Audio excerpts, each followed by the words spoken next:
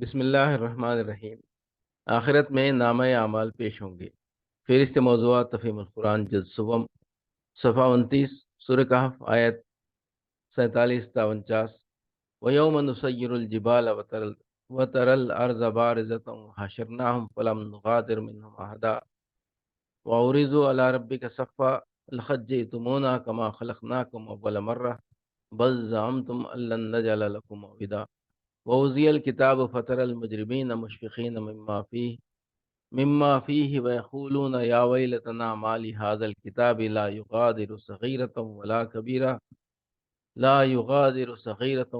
كبيرة إلا أحصاها ووجدوا ما عملوا حاضرا ولا يظلم ولا يظلم ربك أحدا۔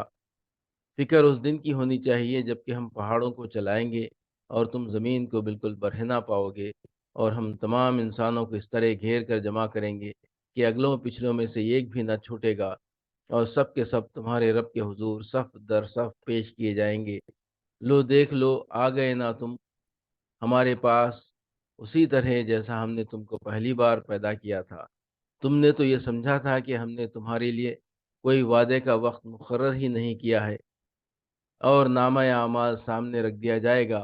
اس وقت تم دیکھو گے کہ مجرم لوگ اپنی کتاب زندگی کے اندراجات سے ڈر رہے ہوں گے اور کہہ رہے ہوں گے کہ ہائے ہماری کمبختی، یہ کیسی کتاب ہے کہ ہماری کوئی چھوٹی بڑی حرکت ایسی نہیں رہی جو اس میں درج نہ کی گئی ہو۔